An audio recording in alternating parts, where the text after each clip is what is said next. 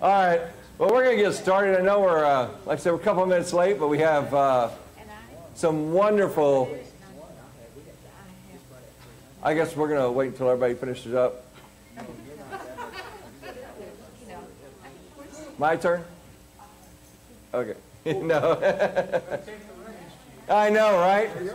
Yeah, see, we're already live, so let's get going. All right. So I'm really excited about being here tonight. Maria said she wanted to do these monthly health lectures. I really asked her if I could do one just on chronic illness and living with chronic illness, because the reality is it's something I live with every day, and I have this passion in my heart, and sooner in September you are actually going to finally get to hear the story of how I got to here right now. And part of that, the very first thing I ever heard when I left here, and Maria and I just had come back from Out Magazine up there, was that God told me to tell my story. I told him why I was leaving and all the story, but you'll get it all later. But the whole point was that God spoke to me that day, I swear to you, and told me just to tell my story. And I didn't know why, but I took it on faith and I left. And ever since then, it's really what I've been doing. You know, that's why I became a pastor. I thought I was going to be a chaplain. Actually, when I came in, my goal was always to be a hospital chaplain.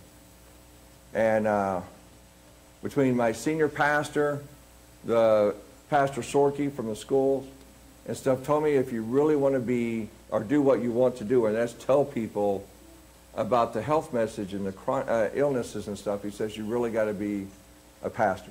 He says a church pastor gets to do whatever he wants, you know, guide his mission or his ministry in his path. Whereas a hospital chaplain, I was pretty much stuck with just, you know, consoling people most of the time. So I took their advice, and that's what I did, and I'm so excited. And it's really interesting how God is continuing to put people in my path with not just Parkinson's, but with chronic illnesses too. And I've been able to, I guess, understand better what they're going through than a lot of people can, because it's difficult at times. So with that said, let's have an opening prayer. Heavenly Father, we want to thank you so much for allowing us to be here, Lord, and just to talk about issues that affect our lives. And Lord, we're just truly grateful that you're there with us, that you're helping us to make it sometimes even just day by day. But Lord, with that said, we're just truly grateful that you are in our lives, and that you are guiding lives, and that you truly are the great physician. So Lord, be with us today as we go through this lecture, and Lord, just help us to truly help people to get something out of it from my experience. But Lord, we love you, and we pray all these things in Jesus' name. Amen.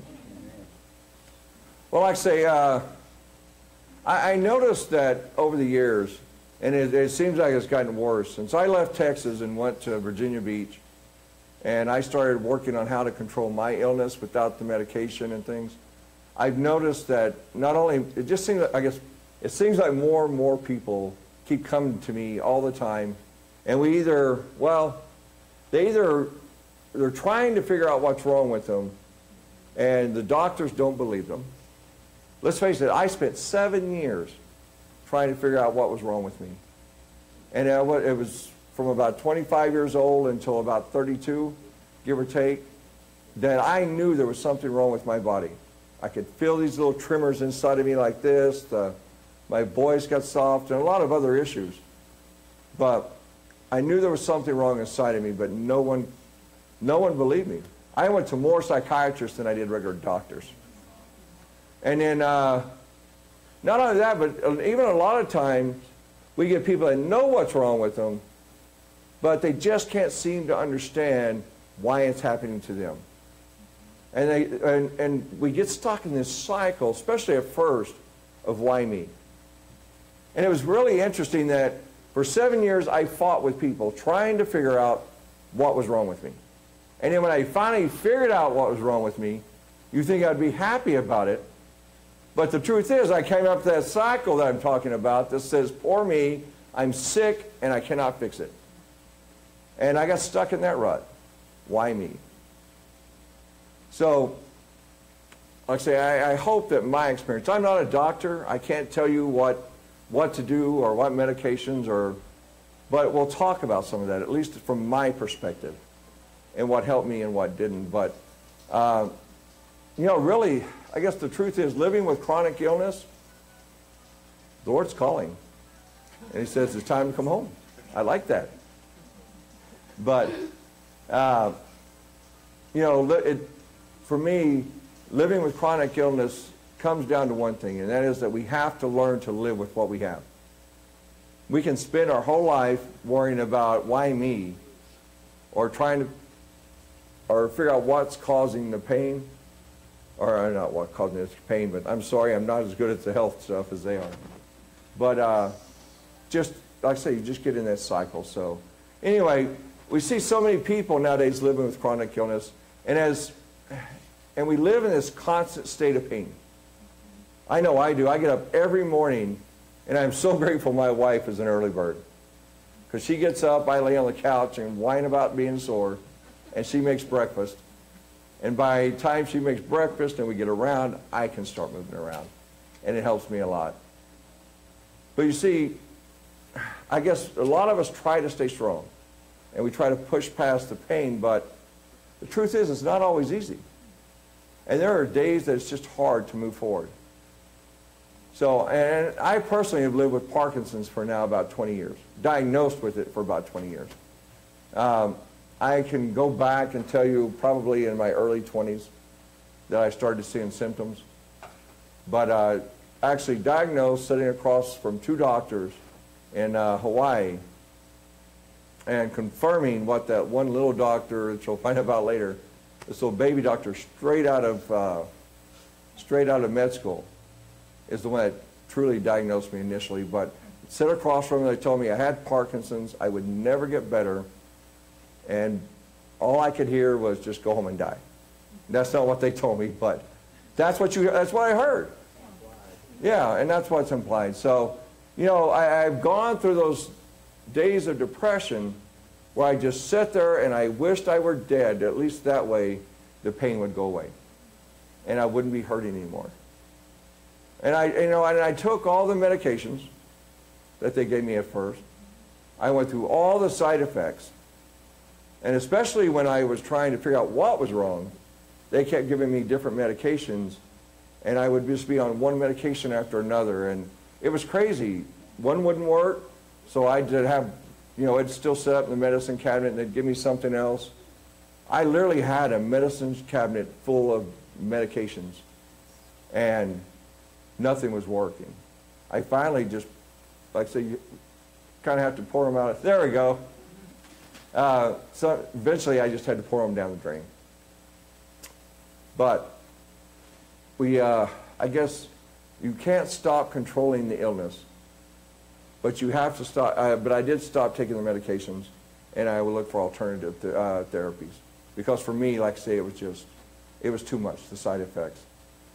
You see, it took me years to finally accept that I was not going to get well. Or at least, and it's not that I guess you're not going to get well, but you're not going to be at least as you were in your early 30s and stuff like that, before all this started. You have to find somewhere in your life that says, okay, I'm okay with this. I'm not happy with it, but at least I can control it and live with it. And I'm getting way ahead of myself because I'm losing my track. But, you know, you have to start turning at some point to people with conditions like yours. I'm not, I'll tell you in a minute, I'm not big on support groups, and I'll tell you why, but for me it helped to talk to people with Parkinson's. And it still does. I like talking to, when I went to Raton, I talked to a lady, or my head elder there. She had just been diagnosed with Parkinson's. And now she was probably in her 80s at this point. So for her, and while it was still a traumatic event for her, she was still trying to get used to all the meds and all that, and the tremors and the depression of it. And we spent a lot of time talking. And I think that's what I told you earlier. God told me just literally to tell my story to people. And that's what I did with her. And I don't know if it helped her, but at least it brought her some understanding of what I went through. But, so we're going to talk about some ways I've learned to live with chronic illness. I want to talk about what's chronic illness. 5 ways that you're not living with chronic illness. How we can live with it, and any things to consider while you're trying to control it. Like I said, for me, a lot of it's just the Parkinson's, but it can be translated over, especially the emotional side of it. So, I thought I would define to you what Webster says chronic illness is. It said chronic illness is a condition or disease that is persistent or otherwise long-lasting in its effects. Sounds very technical, doesn't it? Common chronic illnesses, some can be as simple as arthritis, asthma, diabetes, HIV, but for me, like I say personally, the Parkinson's. But as I was researching my lecture, I came to understand that I did not realize that in 2012, it said almost half of all adults in America, this is about 117 million people, live with 1 or more chronic illnesses. And 1 out of every 4 people have more than 1 chronic illness. And the 7 of the top 10 killers are actually chronic illnesses. And those 2 top ones are heart disease and cancer. They take up for almost half of it. It was like 48 or 49%. But I also thought about the definition of chronic illness from, I guess, my perspective. So here's what I thought it was. Chronic illness is getting up every morning in pain, knowing that no matter what you do or what you take, in the end you're still sick and have limitations that are going to frustrate you. And understanding that most of the time, no one is going to understand how you feel. We all, even when it comes to Parkinson's, we all have different symptoms of it. So it's very difficult for people that have these chronic illnesses and families that are trying to be supportive to truly understand how they feel. Now, I'm not trying to make you feel bad. But I do want you to understand a little bit better that when someone has a chronic illness, there are some days that are just trying to make it through the day, and that's the best they're ever going to do. But there are things that we can do to help us. And, for me, when I first started, I told you, I kept getting stuck of, first of all, what was wrong, and then when I found out what was wrong, I got stuck with this why me. Really, where did it come from? But the problem is, there's not always easy to explain where an illness comes from. For Parkinson's, it can be environmental, it can be hereditary. They did a genetic test on me, and I have what they call a PARKY1 gene that was mutated on one side of it. But I was also a radiation worker for years, and that's when the symptoms started coming out. When I started working on the nuclear equipment, and yeah, so are they connected? I don't know. But I do know that I just had to quit trying to figure out why and figure out how to live with it. Like I said, it can run in your family, but understand whatever causes it, at some point you've just got to learn to live with your illness and take care of yourself. Your life is going to change. And because of this, you're going to start feeling angry, fear, sadness, depression, all these things, especially confusion and stress. I guess because in the long run, it feels like you're not able to live the way you used to. And it's hard to cope with that. I love working with my hands. And I love getting out here working on my house or That's part of the reason I love this church, because there's a lot of work to do. But because of that, I get to do some things that I don't normally get to do as a pastor or have time to. But I've also learned that I can only do it for a few hours at a time. I can work and do all that construction work, but I also have to stop after a couple hours and just rest or take a nap or sleep. But with time, what I found is that my illness became part of me, and then I found that I have a new normal. You know, you learn to live with an illness, and you get used to that normal. It's not exciting, it's not fun, but it's reality. You know, a person with the diabetes, you know, you learn to take your glucose levels every day. You give yourself shots multiple times a day. But for Willis, what, 30-something years you told me? 36 years.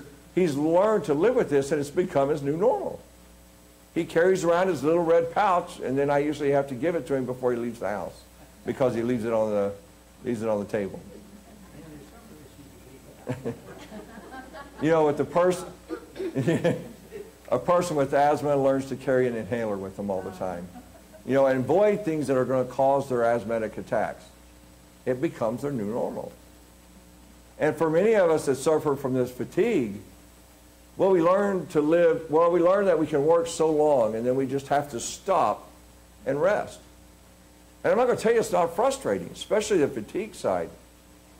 I told you, I love to work, and in my head, I think I can get out in my yard, work all day, do whatever it is, and then come home and be as energetic as Maria. But the truth is, there's times I have to stop and let her continue the work. And for me personally, that's extremely frustrating. But at the same time, I've learned to make it that new normal, even though it's not always what you want. So it's going to take time to learn these lifestyle changes that you need, but you've got to learn to adapt. If we don't adapt, my friends, we're just dying.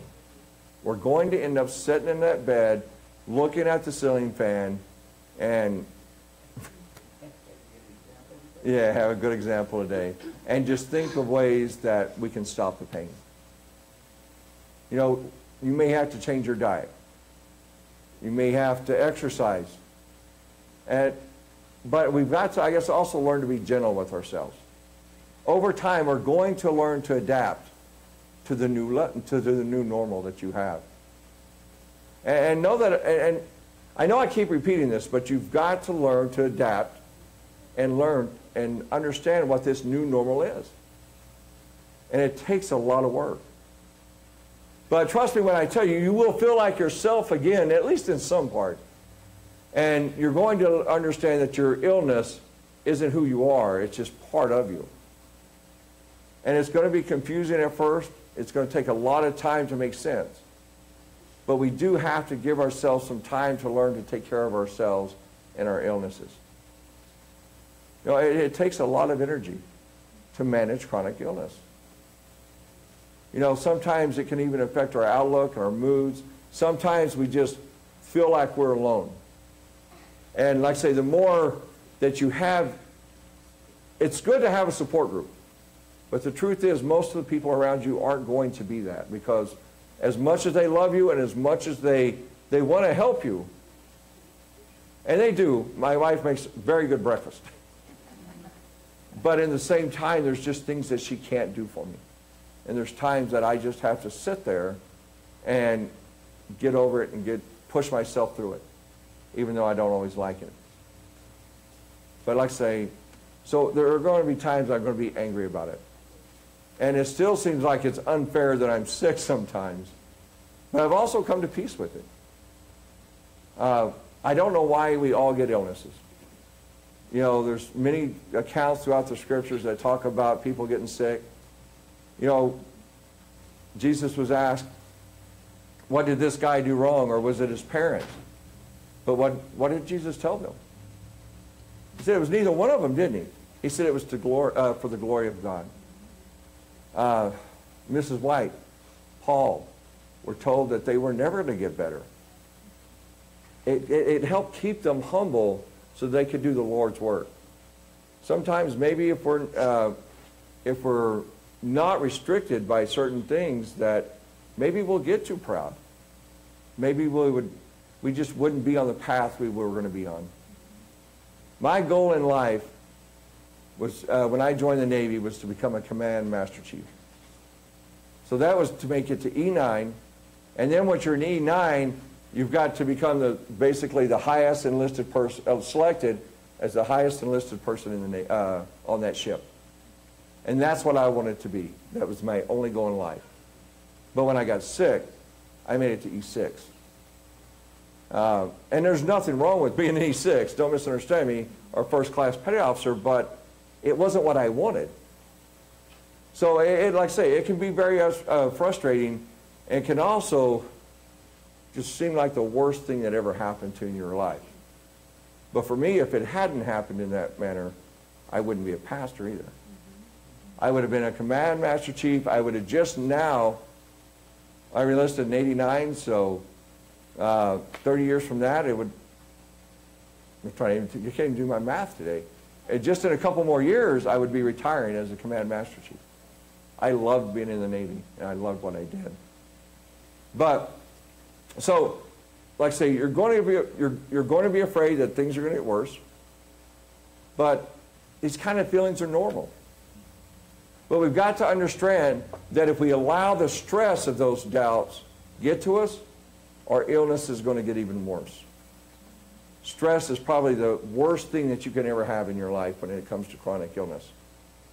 Stress, well, it just doesn't help you.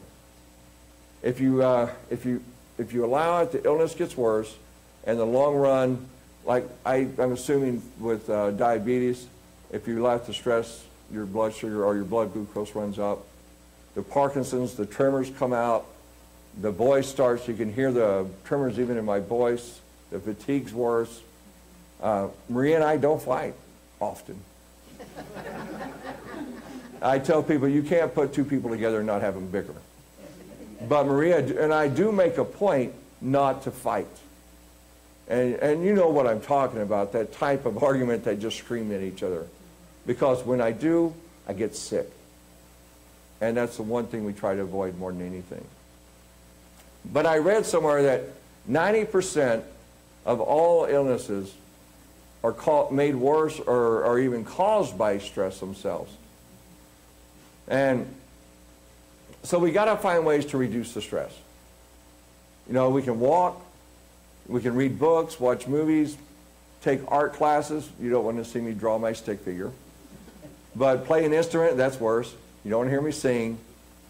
But you can call and spend time with family and friends. You know, there are a lot of healthy ways that we can cope to control Parkinson's or control your chronic illness and your stress. For me, even Corbu said, we just read a study in the last few months that petting your dog like 30 minutes a day would help reduce your stress a certain amount of level. I don't remember what the level was, but it does help you. I know in the middle of the night he comes up and he's so big, he just sets his head on the bed like this and stares in my face and checks on me. But so spending time even with him actually does do me some good as far as that side too, in reducing the stress. But for me, it also helped me to learn more about my illness. Now, first, if you don't know what's wrong, it's really hard to do that. When I first went through all this stuff, I remember every time I'd go to the doctor and they would try to tell me what's wrong, I would go on the internet. Gotta love the internet, right? It was right when it was coming out, but it was still the internet, and I could go in there and type in different things and at least look at the symptoms and see if they were right. And it wasn't until the Parkinson's that I actually knew from that moment that they were right. But knowing it helped me manage my illness better. And it also helped me help others manage it better, especially when it comes to the Parkinson's groups. You know, like I said, at first it's going to seem like the illness is controlling you or your loved one. But in the end, you're going to find, as you find out more about your illness, you're also going to find out that you start feeling better about it too. Because the more knowledge you have about it, the more you can control it. And the more you can control it, the more normal you start to feel too. But good places to find it, you know, internet, library, social networks, support groups. And like I said, I told you I'm not a big fan of support groups. And it's down here somewhere, but it's literally because half the time support groups become poor means. And they sit around saying, well, I have Parkinson's, this is how bad I felt this week, I couldn't get out of bed 3 times, and you know, when I did, I fell 5 times, and all this other stuff. But there are some good ones out there that focus on how to help you control it, rather than focusing on the why means. But for me, I like to say, I just never found that they were that helpful. But there are national organizations, like I say, especially for Parkinson's. Michael J. Fox was diagnosed about the same time I was, so he brought it up into limelight that probably would have never been brought up to if he hadn't gotten it. You know, we all get it for certain reasons. And maybe Michael J. Fox, his whole purpose in life was just to help others with the same illness and bring it to light. So, and local hospitals too, they're always good. And you know, doctors and nurses, they know a little bit about stuff. Doc's still looking down at his phone saying, I'm not going to answer that one. Look, if I had one, like I say, if I had one caution, it was not to trust everything you find on the internet. Trust me when I tell you, standing on your head will not help Parkinson's, despite what the internet tells you. But there is a lot of good information on the internet that you can find. You just have to go to reputable sources. And I say just try different things. Not everything's going to work for you, but there are things you can do. You know, I guess it comes down to there's a fine line between living with a chronic illness and being alive with chronic illness. You know, for the most part, I had to figure out how to control my illness by myself. Like I say, it was back in the late 90s, early 2000s. And, you know, yes, we had stuff on the internet, but there wasn't as much as they do nowadays. And this idea of controlling my illness without the medication, well, that was just witchcraft. And, you know, I still go to the VA, and the doctor there refuses to see me, or well, I don't guess she really refuses to see me, but every time I've gone in, which is twice, she literally asks me, why are you coming to see me if you're not willing to take my meds? So, even now, trying to control your illness without the medication, you know, a lot of people aren't crazy about. But we'll talk about that in just a few minutes. But so, like I say, I had to control it myself, or learn how to. I come up with a lot of interesting ways. With my voice, I learned to breathe different. You know, when most people breathe from our lungs, singers breathe through their diaphragm and bring it up through there. Good thing none of you are around, because I learned to sing. I was singing as loud as I could in my truck and learning to breathe better, but it did help my voice. One of the greatest things I ever heard was my first series I preached was in Oklahoma City at the Conference Church. And it's long. I mean, you take all of our church and take this one row and just stack it backwards. And it seats about 400 or 500 people, but it's long and about the size of a football field. But the sound booth guy come up to me one day and he told me, he says, Pastor, he says, I've never had to turn the volume down so low on somebody in my life. And I was like, yes, I have a big mouth. I was happy about that. So, like I say, I told you, I thought of some ways that we can find out that we're not living with chronic illness. And for me, one of the first things I realized that I'm not living with chronic illness is I'm always hunting for the why full time. If you're just sitting around asking why day in and day out, you're not living with the illness. There are an infinite list of possibilities of why you could be sick. But after a while, you've got to just take a break, walk away from the internet, and this endless hunting for the answers. You've got to, I guess, you've got to come down and ask yourself, how am I going to handle living with my disease? or my illness rather than trying to figure out why I have my illness. And I guess it even comes down to if they never figure out what's wrong with you, you still have to live with it. And you have to figure out how to handle it. And you're going to know, you know your limitations.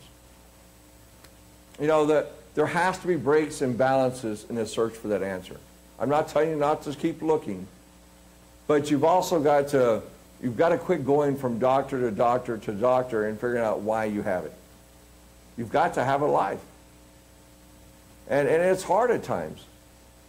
You know, for me, at least I know what's wrong now. For some people, they just don't know what's wrong. And you have to keep going to one doctor, to another doctor, until you can figure it out. And from what I understand with the autoimmune disorders like the Parkinson's stuff, some of them take a long time to diagnose. The average diagnosis for Parkinson's is, 7 to about 10 years. So I understand what these people are going through when they're fighting, trying to figure out what is wrong with them. But it doesn't mean we can stop living. You can't just lay in bed. But, so I guess it comes down to, like I said, you've got to get up and you've got to get out of the house. The second thing is that, you're not living with chronic illness if you're not working. Now, I know everybody's going to like, seriously? I'm not telling you got to go to work for a 9-to-5 job. But what I'm telling you is that I know a lot of people that they can't even hold down a conventional job, and that's okay. For me, I can't do physical labor, like I told you, more than a couple of hours. And if I push it up to 4, I'm probably out for the next day. But I can find a job. I found a job that I can stop and rest when I need to. Even the office work is hard for me at times, but I have that little futon in my office, and you know what? Sometimes I lock the door and just take a rest because I've just done too much for that day. But even with that said, if you can't work at all, it's all right. The statement that I'm trying to make here is that we have to live for a goal. So, and I guess what I mean by that is my goal can be just getting enough documentation to get my disability. For the longest time, I just kept going back and forth to the VA and to the doctors to document the Parkinson's. Once I left the Navy, there was about a 5-year gap before I actually filed for my disability because I was getting a retirement from the Navy. And I didn't do it. So I didn't go to the doctors. I was controlling my own illness. The problem is I didn't have the documentation now that showed I had Parkinson's, or at least enough to give me a decent rating. So I started going back to the doctors almost monthly. If I had a problem, I went and complained about it and had it documented so that when we came back here and I I filed again, they increased my rating up quite a bit because my goal was just to ensure that I had enough documentation for my disability. But a goal could be as simply as just to raise your children despite of your symptoms. Or focus on your physical therapy so that you can stay healthy, or even find ways to work from home. Like I said, for me, the Lord truly blessed me to help me become a pastor. Because by calling me to become a pastor, I kind of set my own hours. And working from home is usually a really great way for us, for people with chronic illnesses, to still work, have an income, and be able to kind of manage their life, but still get out of the house. So the point here is that we've got to keep moving forward. Life isn't going to stop just because we stay in our house. So the third thing I thought about was that you're not living with chronic illness if you're hating yourself. Now I'm going to tell you, this was the hardest thing for me because it was easy to slap a defect sticker on my forehead and go and cry in a corner. And I literally hated my life. I hated going to therapy, and I had to figure out how I was going to cope with this every day. my family tried to be supportive for the most part. But when they can't understand and you're just laying on that bed or the couch crying about it, it's difficult. It's difficult for them, and it's difficult for you. So we've got to learn to live our lives at least a little bit every day. You know, get up and take a walk, get out of the house, just do something to make you feel better. But for me, it was finding one thing that I love to do to the point where I quit hurting. And it sounds funny, but there's only one time that I don't hurt, and that's when I'm up on this platform or I'm preaching, giving Bible studies, those types of things. That's the only time I don't hurt. And it's incredible that God literally just seems to take away that pain, or at least I lose my focus on the pain and I'm focused on Him. So I truly believe that everyone has one thing, that if they can just stay focused on that one thing, it will help them move forward.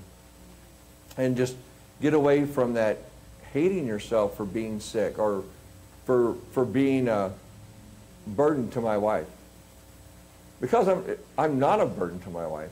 That's the reality. She married me knowing I had Parkinson's, so she stuck with me. She knew what she was getting into. But even for those that don't, you know, those people are there and they love us enough that they're here to help us, but we can't let them do all the work. You know, it's just, believe me when I tell you, it's just something you have to do. If you don't change the mindset, you're just going to end up locking yourself inside your house. Now, the fourth thing is that I found that living with chronic illness, well, for me, you're not living with chronic illness if you're always fighting it. Now, I'm not telling you to give up and die, okay? That's not what I'm saying here. But what we're going to find is that I found that I can't fight it all the time, and I can't beat it. But I can't even make a little voodoo doll of it and start sticking it full of acupuncture needles and expecting it to go away. But what I can do is learn to cope with it. I can learn to manage it, I can learn to control it and contain it, and most of all, I can learn to live with it. And it's important. Managing chronic illness means developing strategies to assist yourself in moving forward in your life. And, you know, even trying not to focus on the pain and the limitations that we have. They get in the way, you're not going to miss them, especially for me with the fatigue. I hit a wall and I just have to stop.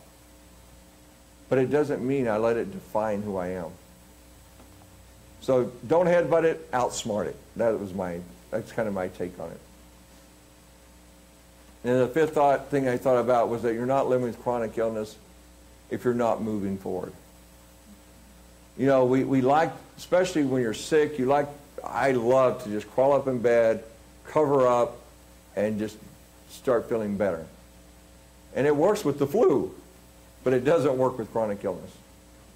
You know, but we get stuck in that mindset, and let's face it, we have just been blindsided by something that's just been this unexpected diagnosis.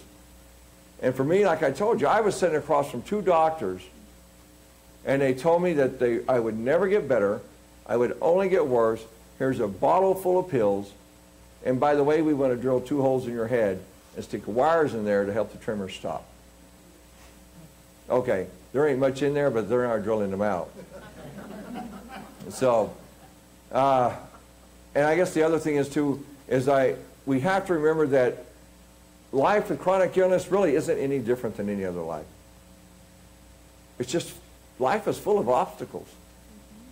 And the reality is that your obstacles are just a little different than somebody else's. So, I guess it can be full of pain, it can be exhaustion, all that, but it's easy to sit down and rest your body. But you've just got to remember to get back up. You know, some of the obstacles, well, we start hitting some of these obstacles when we realize that the treatments stop working. Parkinson's meds work for a while, but after that you start taking higher and higher dosages. Or maybe the doctors just stop giving you any good news about your illness. Or even when you lose your support and you're the only one left. But even at that point, you've got to stop moving forward. I liked Isaiah 43. Isaiah is one of my favorite books anyway, so I had to give you one scripture. I'm a pastor, right? Isaiah 43, 18 and 19. So do not remember the former things. Do not consider the things of old. Behold, I will do new things. Now it shall spring forth. Shall you not know it? I will even make a road in the wilderness and rivers in the desert. Beloved, when I read this, it just literally makes me realize that no matter what happened or where I'm at this moment, God is in control of that. And if you want to reduce your stress, open your Bible and get on your knees. And I'm telling you, it's hard to be stressful when you're reading the Bible and you're praying and talking to the Lord. So I could give you a list of all my favorite quotes about controlling chronic illness. And then you would just walk away, and the truth is it probably wouldn't help you much, if any. So yes, you've got to stay positive and know there's things that you can do as well. And some of the things is let go of the blame. You know, blaming yourself for your illness, no matter why you got it. If you got cancer or something, and if you have lung cancer now and you used to smoke, let go of the blame. It's not going to do you any good. Did it cause it? Maybe. But does it do you any good to dwell on that? You know, this is a common reaction that a lot of people have. So I guess we think it's some kind of personal failure on our part. And that's why we're sick and we can't figure out what's wrong, or we know what's wrong and we just can't fix it. I told you in the very beginning that half of Americans have at least one chronic illness. That's a lot. But the other thing is distinguish ourselves from our illness. I've learned over time that I'm not my illness. I have Parkinson's, but the Parkinson's doesn't control who I am. It controls some of my limitations. But you know, one of the best things about having Parkinson's, and there is a best thing, right, is I get to take my best friend everywhere I go. Corby and I go everywhere together.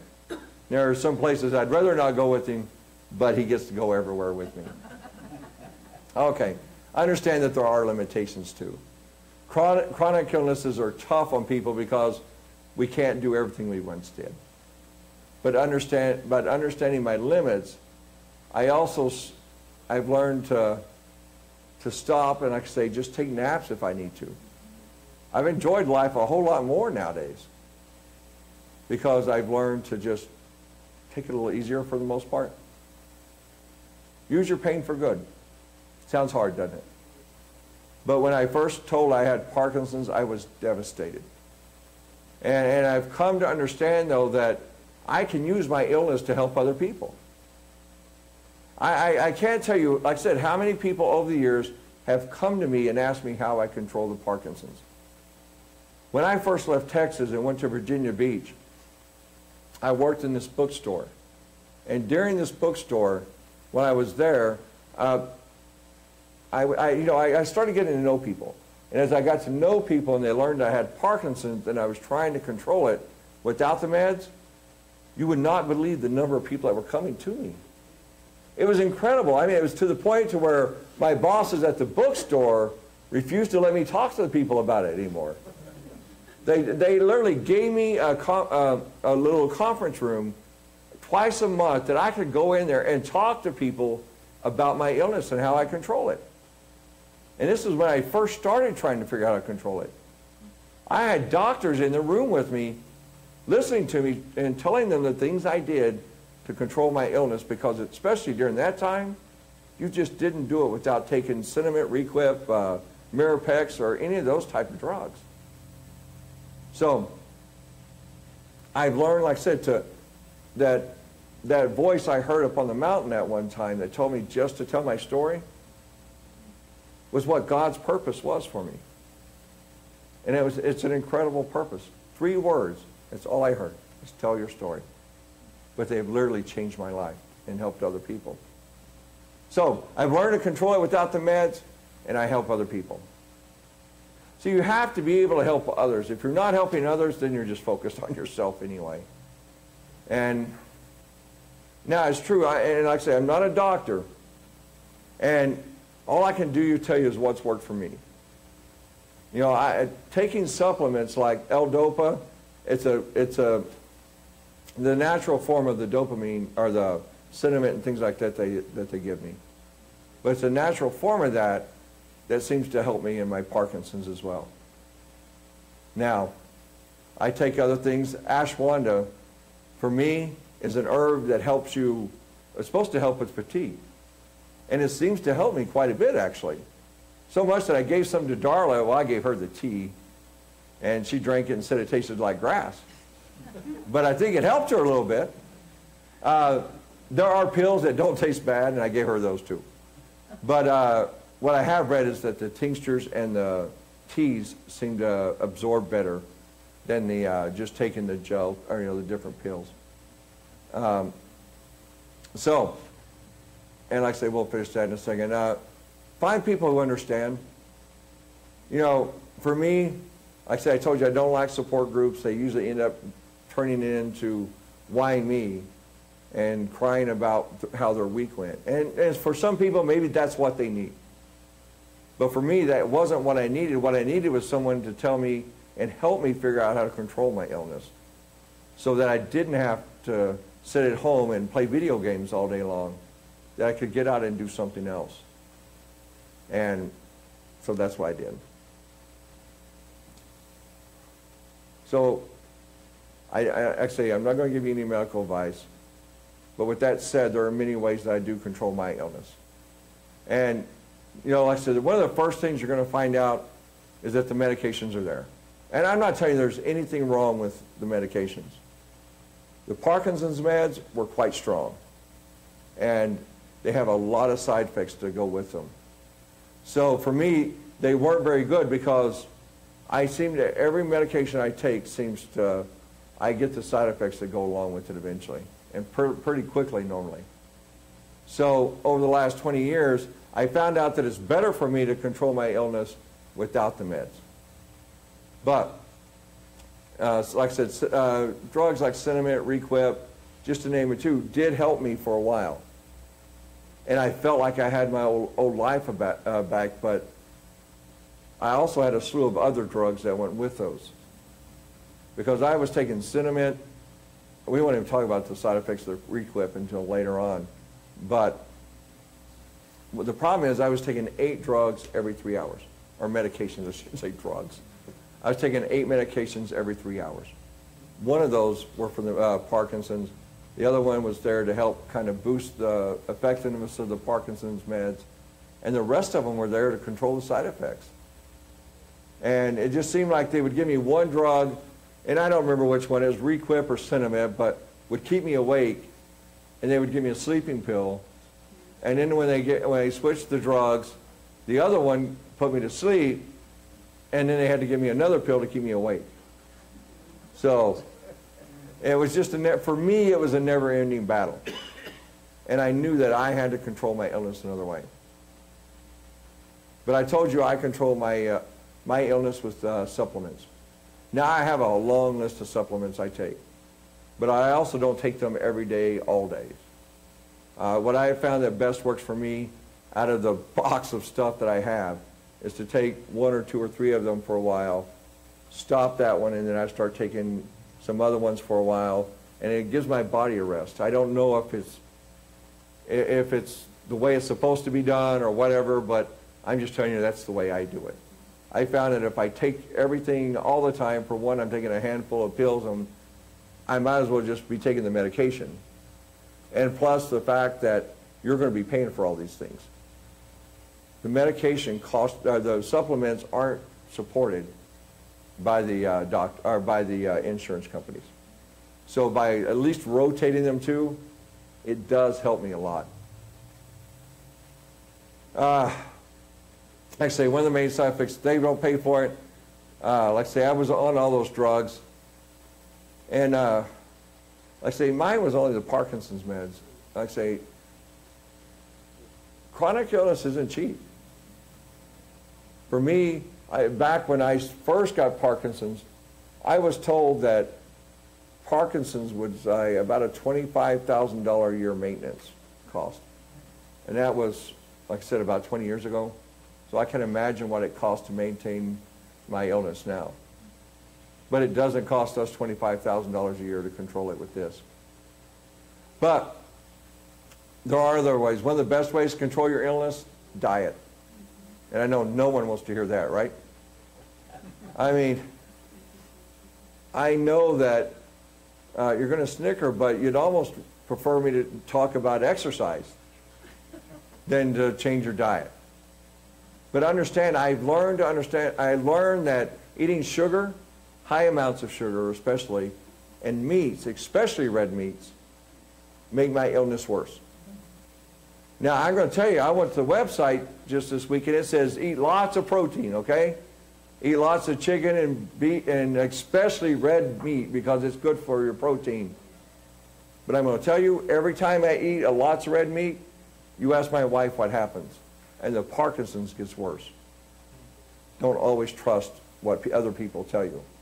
Listen to your body, and you'll understand what it takes. You know, there are going to be things that you eat that are going to make your illness worse. And there's things that you can eat that will help you as well. There are a lot of other ways to get protein than eating red meat.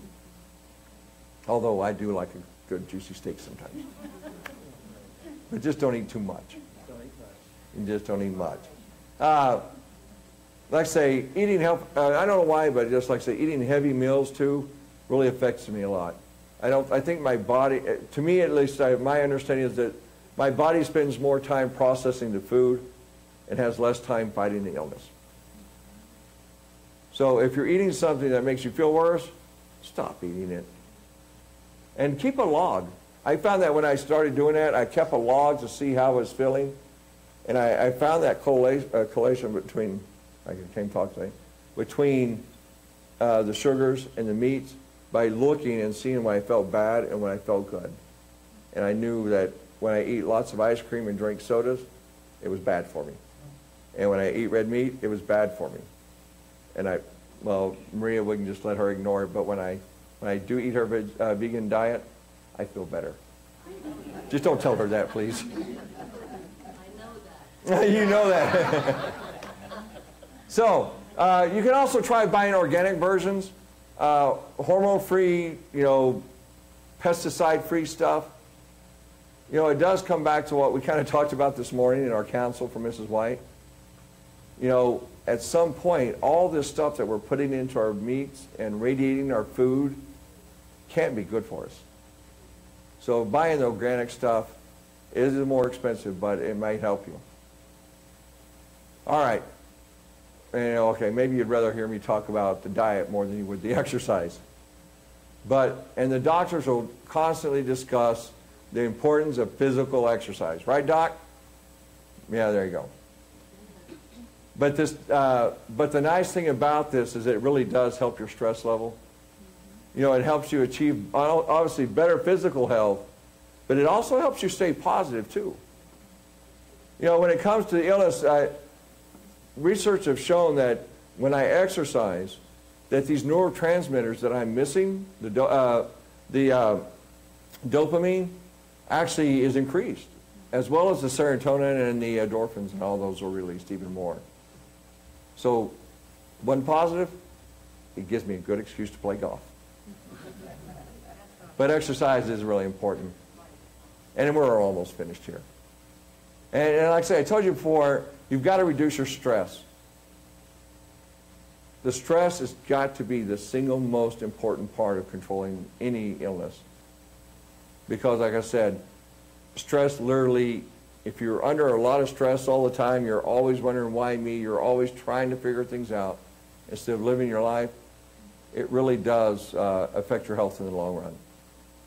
And you've got to come to terms with it and then do your best to control it. For me, like I said, prayer, talking to God really helped me the most of keeping my illness in control. It helps me find that peace in that storm that I'm not going to achieve any other way. And one of the most important ways to relieve that stress was to manage your relationships. Now, this sounds kind of harsh, but it's the truth. Managing your relationships have got to be the most important thing when it comes to chronic illness, at least from my perspective. What I find is we have limited energy available to socialize. And we've got to be around the people that are going to help us, and help us in our lives rather than bring on more stress. I know it's easier said than done sometimes, because if you're working, the boss, the coworkers, all of them, especially if you're the worse you get, the less they're going to understand why they're taking up the load. But managing our relationships is a big issue. If you're always fighting with somebody, that's a toxic relationship. But if you've got someone like Maria that understands that I can't be doing these things, when we start to disagree, we try to back off and just come to the understanding that we're not going to agree. And then I'm always right. But focus on those relationships that are most important to you. Yeah. You've got to, like I say, keep those relationships intact, the good ones, and then let go of the other ones. So my takeaway. I got 2 slides, I promise. And that is, living with chronic illness can be stressful. But if you take certain steps to manage your condition and you can maintain a good quality of life. Learn as much as you can about your illness and your treatment needs. If you're still trying to figure out what's wrong, then at least try to take some time to yourself. I don't know, maybe, like I said, go get a manicure or pedicure or whatever women do, and men, let's go play golf. Or go hit a ball. That actually does help a lot of stress. Paint a little smiley face on it and whack it hard. It always brings joy to my heart. But make time for activities, relationships that leave you happier and supportive. I mean, coming to church sounds like a very easy thing to do, but sometimes it's hard to get out of that bed. And sometimes you just have to do it. Because if you don't, you're going to be sitting at home. And you've got to avoid the people who are giving you the stress. And adjust your expectations and practice self-care. If you don't know what's wrong, try some different supplements. You may not know what's causing it, but at least you know what's happening to you, at least to some point. If it's fatigue, try the Ashwagandha. It may not do you any good, but it helps me. There are a lot of other supplements out there, fish oils, things like that. I don't know. Maria's all about that. That's why you marry a good wife. Well, for the men, marry a good wife, and she can help you. And but maybe, like I said, talk to Maria and see what kind of things that can help you. But you've got to make your health and your well-being the most important thing. So that means controlling your illness, controlling your stress, and doing the best things you can. Look, we can choose to be bitter. My last slide. We can choose to be bitter about our illness, and we can choose to we can choose to be a catalyst for growth. The illness can be a good thing. I'm not saying it's the best thing. I would much rather be healthy and not have this illness. But you know what? I'd much rather be here today as a pastor of this church than to ever be a Command Master Chief in the Navy. We can choose to focus on what we can't do, or we can look to the opportunities and abilities that honor God. Some of us have talents that are out there that we can use to glorify Him. And, by doing those things, it does help us. Like I said, I told you, the only time I don't hurt is when I'm up here preaching. And I think we have to learn, well, He delights He delights in using the weak to really confound the wise and the strong. Aren't that what we're told? Mm-hmm. You know, seek God in your pain. It's not easy, but it does help to find someone that can support you and someone that can help you through those obstacles. It's not going to be easy for them to understand, and you're going to feel, oh, there's going to be times that you feel like you're a burden on them. But you've got to understand that if they're sitting there helping you, they're there on purpose. And they're there by their own free will. So let them do it. And I know I'm just preaching to the choir on that one because that's what she's always telling me. But the choice is ours. We choose how we want to live. And I have just come to the point where I've chosen that I would rather live with my illness than to die with my illness. So I guess that's what I've got for you. I hope that at least get something out of it. But I like my life. It's not easy, but I like it. Zig Ziglar has a saying. He said, things are not ever good or bad out there with 2 ears. That's true. Stinking thinking causes hardening of the attitude. And attitude is everything. Yes, it really is. Attitude does play a big role. Marie, I knocked off the deal, but there are some things, I read some things that tell you that, well, things that you should never tell a person with chronic illness, and one of them is just get up, get out of bed, move forward, all these, and different things like that. But the reality is, that is exactly what you have to do. You may not like to hear it, but if I stayed in bed because I hurt, I'm not going to be at work. I'm not going to do any of this, but I love doing it. So I guess it's just a matter, in some ways it is a matter of attitude. I don't know if anyone else, no one may have any questions or comments, but if someone does. Nope. Oh, Doc does, look at that. He's going to tell me I'm all wrong and go take my pills and be quiet. No, thank you, Pastor. That's very good because your own personal story sometimes is what someone else needs to hear. Yeah. Also, I saw a documentary recently. It's entitled What the Health? Not the other word. And I was pleasantly surprised to see how it addressed chronic illnesses and some of the reasons why people are suffering from it. And believe it or not, it even highlighted the fact that many healthcare professionals are not trained to tell you what you need to know. They're trained to support the pharmaceutical industry and also some of the other industries, including the meat industry and the dairy industry. So if y'all have an opportunity to look at that documentary, it's actually on Netflix, What the Health, and you'll be pleasantly surprised that a lot of things that we know and should practice is actually helping many people not only live with chronic illnesses, but actually have found a cure and are performing even better. So just, you know, it will give you much more information I could ever tell you. Yeah, and that's the same thing I told you with the Parkinson's. I literally go on every medical website and they tell me to eat high levels of protein, and especially when I was taking the Cinnamate and the Requip, and they tell you red meat's right there.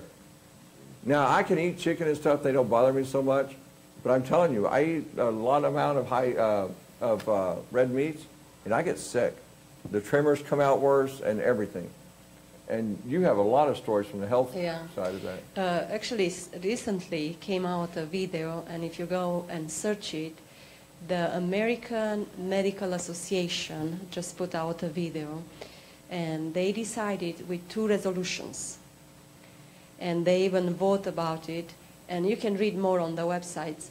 regarding the meats in the hospital. And they talk about the pork, sausages, bacon, processed meats, to take them off from the hospital. That is what the resolution came about. And the second, the food stamps, those with the food stamps, to allow them to buy healthy foods, not just junk food, because that is what they are allowed now. But can you imagine, the Stones are crying what we knew through Ellen White 160 years ago that is not healthy. And now they, if you read in the, if you listen to a video, I posted on the Facebook, if you go on my page, you will see the video. It's amazing. I was like, what in the, people, even the doctors, and when they brought the resolution at the floor, all the doctors were in favor. All of them. No one negative thought. All of them, they were in favor. And my experience working with the natural remedies for over 12 years in the Lifestyle Center, in 18 days, no one person came out worst. All of them. Cancer, chronic diseases, name it, diabetes, blood pressure, everything what you have under the sun. And you know what we apply? Only the 8 laws of health. Nutrition, exercise, water, temperance, sunshine, fresh air, trust in God, and rest. 8 steps. We pound over and over how to apply them correctly and rightly, because we can apply wrong too, okay?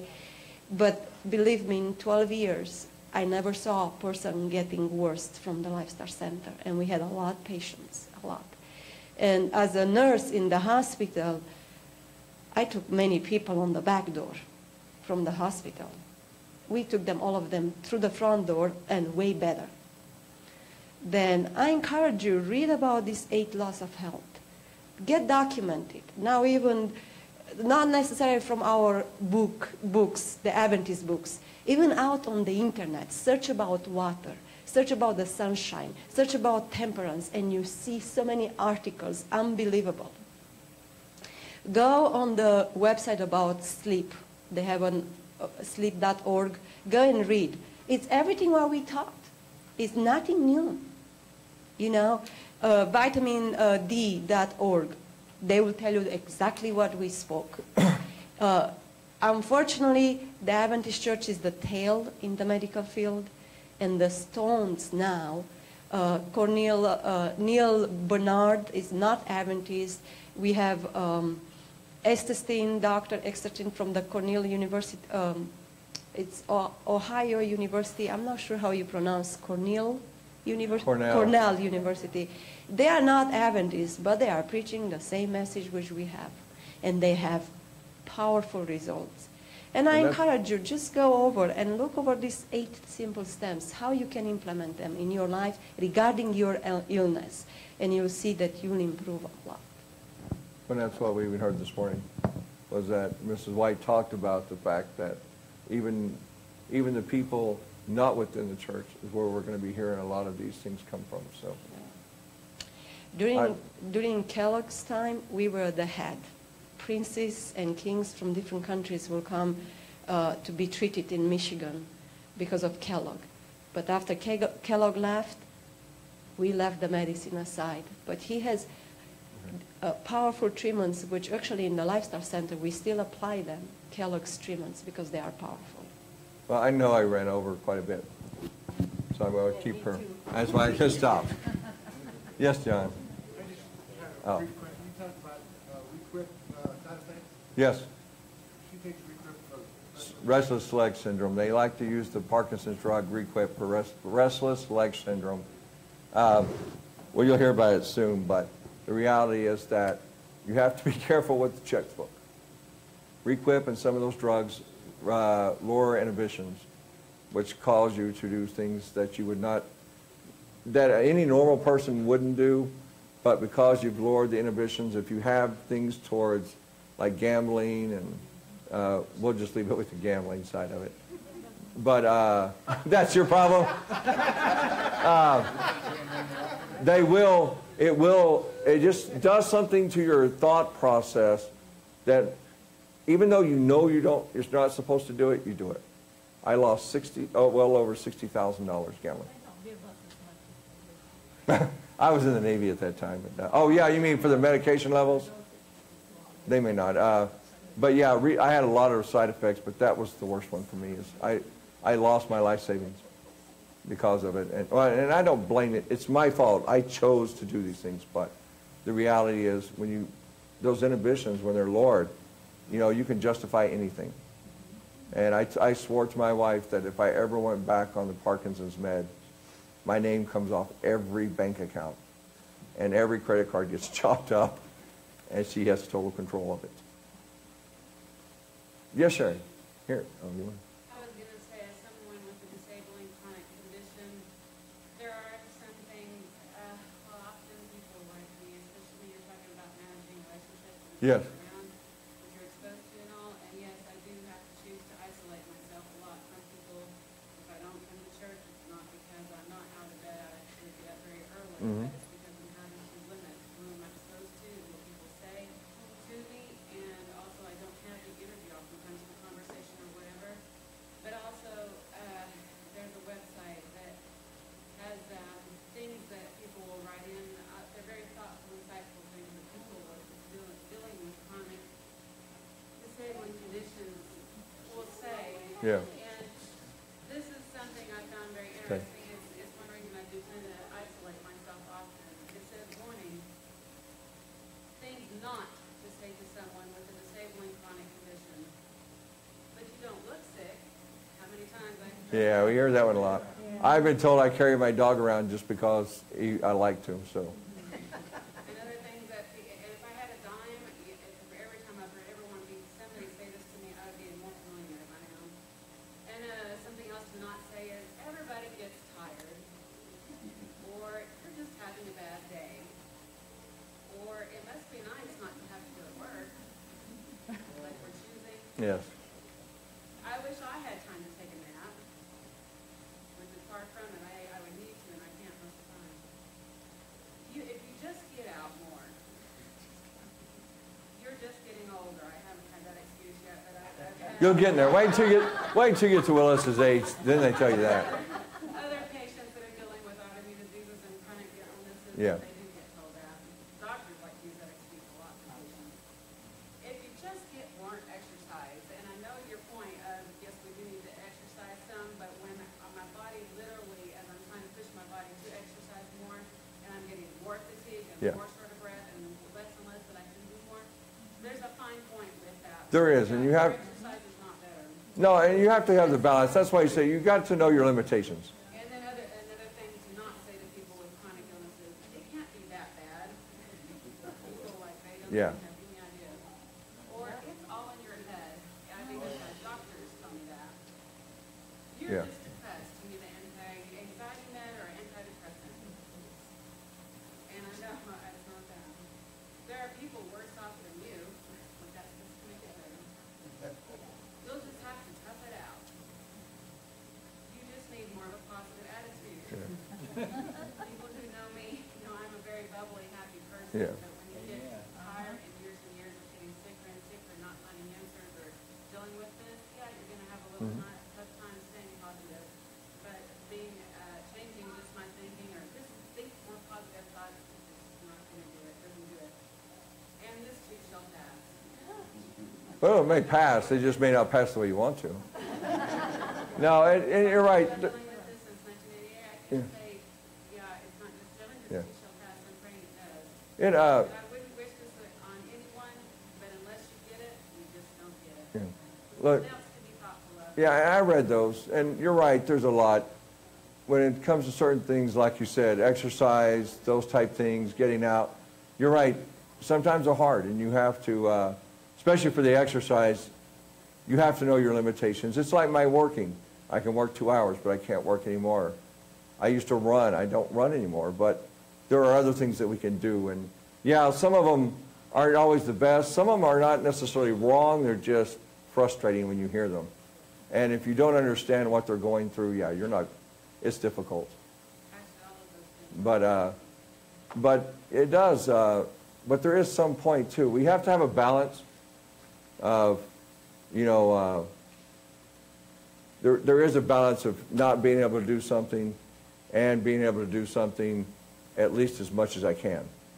So it's just I'm with you. I don't like to hear a lot of those things either. But especially the part, well, you don't look sick.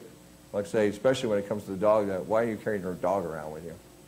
Because it's cool, but that's not the only reason. He does keep me from falling. He may only keep me from falling 4 or 5 times a year. But I'd rather have fallen him 4 or 5 times a year than to fall on my face. And so, yeah, there's never an easy way to do it. It's a tough thing to live with, but we just do the best we can. And really, that's what it comes down to. Doing your best with what you have to work with. So, like I said, I'm about an hour and a half now, so. I want to thank you. I mean, like I say, I know it's a way for me to vent and tell you what I go through, and you'll hear the story of how I got to here later on in September, but this is the side that most people don't get to hear. And it takes time, but and it's especially hard when you don't know what's wrong. For me, it's a little easier. I know what's wrong, and I can figure out ways to control it. But we do our best.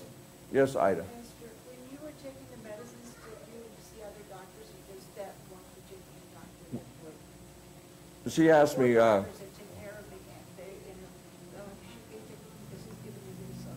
you have to be careful. Every doctor has his different little cocktail of medications. And if you're seeing one and you go see another one, they give you more. You've got to be sure of what they're giving you too. Supplements are no different really in some ways, because they will interact with the medications you're taking too if you're not careful. So if you're taking lots of medications, now you know you may have a heart doctor and whatever. You've got to make sure they know what you're taking, and make sure the doctor knows the meds, because the truth is they need to know the side effects as well as the upsides of the meds too. And I know Doc Campbell knows all that stuff because he's the best doctor I've ever seen. They don't always communicate. But they don't always communicate too. Well, the computer and one of Dr. Blanca, he's got everything down there. For Dr. Asadorian, the cardiologist, doesn't have everything. Yeah. You know, they just put me on this one for potassium or whatever, or something like that. But it scares me because why do they give me something? Yeah. I just, what I did, I carried around a list in my pocket of all the medications I took. And I still have a list of all the supplements that I take off and on. So if we go to see a new doctor, I just give them the list. That way they know what I'm taking and how much I take of it every day. That's the best thing to do for it. The big problem though is that a lot of doctors, especially typical MDs, they don't know supplements. So they Right. don't know if supplements will interact with some of the medicines. That's what I say. If you're taking the supplements, if you're taking meds, you have to be very careful about taking supplements. Because, like I say, supplements will affect your, can counteract or whatever, be counterproductive to the meds you're taking too, or interact inappropriately. You really got to work with them and make sure. You can't really, it's hard to take both. It's best to take one or the other. I had to go to a pharmacist with my mom. They had to tell us exactly what would counteract and what would work with medicine that the cardiologist wanted to give us. Yeah. I had to go to a pharmacist. And this, you can buy a PDR for the herbal medicine. It's the same for the medicine. You have a big one. They have for the herbal medicine too. Yeah. And if you want to take a supplement, it's like, I don't know, it's not a lot to buy the PDR for herbal medicine, and then you have all the supplements there.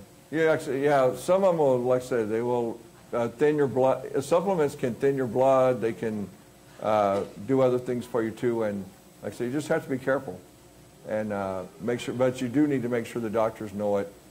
But it's usually probably better to do one or the other, not to do so much of both. Because like I said, doctors don't necessarily get trained in supplements, and they're trained in the medication side, so they don't know the side effects of what the interactions would be.